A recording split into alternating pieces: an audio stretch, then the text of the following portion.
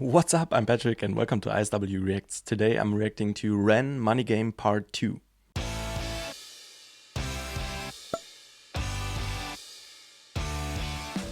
I reacted to Part 1 a couple of days ago.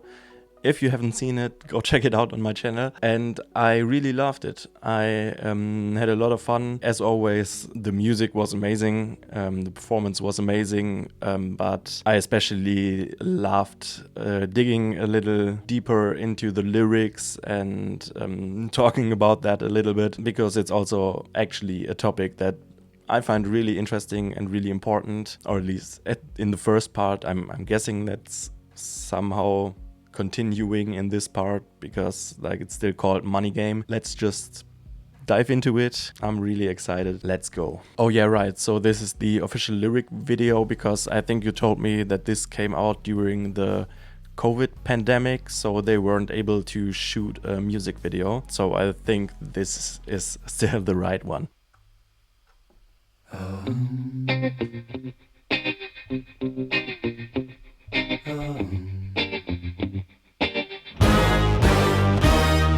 Strange time we're living in, panic and hysteria. Poor man learn, the rich man don't care for your narcissist mindset spread like malaria. Sit back and watch the show. America, Britain split through fickle shit. A government of hypocrites. These counterfeit politicians sit in parliament, not adequate. Come on. Needlessly bleeding, resources all dry. Turn a blind eye if it means a pay rise. Oh, what a shame it would be, I would die if number 10 Downing Street burned in a fire.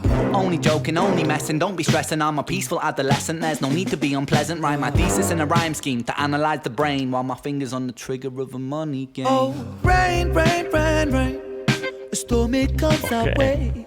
And no surprise to distorted lies. Poison in the veins, but we die on blame, blame, blame, blame. It's easier to blame. We point the mirror at ourselves. We're all part of this whole money game.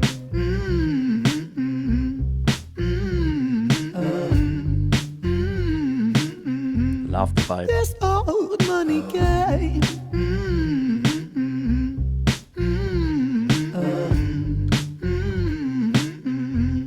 This old money is a game, and the ladder we climb turns a saint into a sinner with his finger in crime. I'll break it down for you motherfuckers line by line. This is business economics in a nursery rhyme. She sells seashells on a seashore, but the value of these shells will fall due to the laws of supply and demand. No one wants to buy shells because there's loads on the sand. Step one, must create a sense of scarcity. Shells will sell much better if the people think they're rare, you see. Bear with me, take as many shells as you can find and hide them on an island. Stockpile them high until they're rarer than a diamond. Step two, gotta make the people think that they want them, really fucking want them. Hit them like Bronson. Influencers, product placement, featured primetime entertainment. If you haven't got a shell, then you're just a fucking waste man. Free, it's monopoly. Invest inside some property. Start a corporation, make a logo, do it properly. Shells must sell, that will be a new philosophy. Swallow all your morals, they're a poor man's quality. 4. Expand, expand, expand. Clear forest, make land, fresh blood on hands. 5. Why just shells? Why limit yourself? She sells seashells, sell oil as well. 6. Guns, sell stock, sell diamonds, sell rock, sell water to a fish, sell the time to a clock. 7. Press on the gas, take your foot off the brakes, then run to be the president of the United States. 8. Big smile, make big wave, that's great. Now the truth is overrated, tell lies out the gate. 9. Polarize the people, controversy is the game. It don't matter if they hate you, if they all say your name. 10. The world is yours. Step out on the stage to a round of applause. You're a liar, cheat, a devil, a whore, and you sell seashells on the seashore. Rain, rain, rain, rain, a storm it comes our way. And no surprise to distorted lies. Poison in the veins, but we die upon the blame, blame, blame, blame. It's easier to blame. We point the mirror at ourselves. We're all part of this whole money game.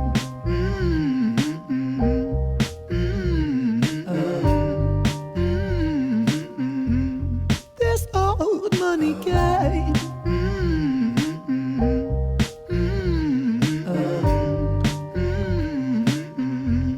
This old. Yeah, great. I mean, I didn't expect anything else, but this was awesome. Musically and lyrically. I definitely really liked the beat. I think it was taking the same or call it theme of the first one, but not in an like acoustic version, but like real big instrumentation, really groovy beat. It also had the same chorus, I think, as the first one, if I remember correctly. I think it's also cool because it's like this groovy, vibey, happy, upbeat instrumentation, but with these serious and criticizing lyrics. It's kind of a contrast in an awesome way. But besides REN being an amazing and incredibly talented musician, which we all know by now, I was really looking forward to the lyrics in this one, because I enjoyed the topics and his conclusions in the first one so much. And like I expected, he hit the nail on that in this one too. I think there's so much truth and so many things to unpack in it. So I think, like I did in the first part, I can even go a little through the lyrics and think and talk about them chronologically. As I said in the beginning, you told me in the comments that this was released during the COVID pandemic, which is why there's a lyric video and no music video.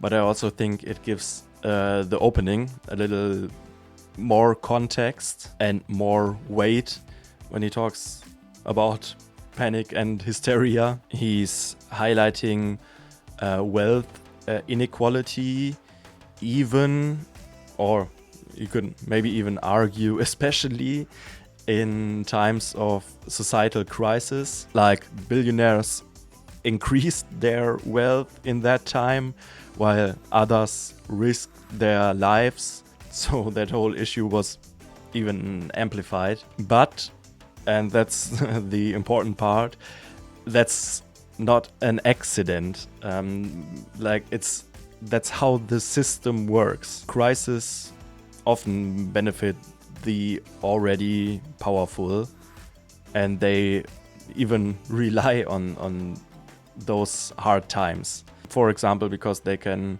consolidate control, buy up struggling businesses, and push through laws under the disguise of emergency measures. He then goes on with the topic we also had in the first part already, when he talks about the hypocritical government and politicians who are influenced by lobbyists and are therefore preserving capitalist structures and maintaining the hierarchy, which of course reinforces distrust in the authority. I also really like the line of needlessly bleeding resources all dry in this context, because it's so often talked about each individual's carbon footprint and what everyone should do to save the environment, which is of course true, don't get me wrong, it's great when people get sensitized for that, but in the end, the single individuals can do what they want. If the companies, the industry, the ruling class all together don't stop exploiting the resources, deforestation, and just destroying the atmosphere, it actually doesn't matter that much. And also, funnily enough, that whole personal responsibility narrative was deliberately popularized by these industries. Famously, I think it was BP who created this whole carbon footprint marketing to deflect blame from systemic polluters. Verse 2 also starts with a little callback with a picture we also had in the first part, where he says that money turns even saints into sinners, saying that money leads to corruption and immorality. And then there's this really cool part, maybe my favorite part of the song, where REN explains the capitalist exploitation model with the she sells seashells tongue twister metaphor. create artificial scarcity, induce desire, create a monopoly, expand, manipulate the market, do propaganda, polarize, gain power. It's just a great step-by-step deconstruction of how capitalism exploits every angle, natural resources, consumerism, propaganda, and inequality in a way that I think everybody understands. And it's so funny because of how absurdly simple and repetitive these exploitation tactics are, but still work. In my opinion, it's an awesome follow-up to the first song, because after pointing out the political hypocrisy and systemic greed in the first one, he's showing the mechanics behind of how that system is created and sustained and why that sucks. So yeah, I really enjoyed it. I had a lot of fun listening to it. It was just a really good song, and I had much fun going through the lyrics. It has a great meaning, an important message that I can, I think 100% agree with, and I'm really excited to check out the last part. Like I said in the first one, there may be some points that can be discussed, so let me know in the comments what you think about this song, what do you think about my interpretation, what do you think about the whole message. Do you agree with everything? Do you disagree with some points? Let me know. Also, let me know if you have any other recommendations. And if you've enjoyed this reaction, please leave a like, consider subscribing, and thank you very much for watching, and see you next time. Bye bye.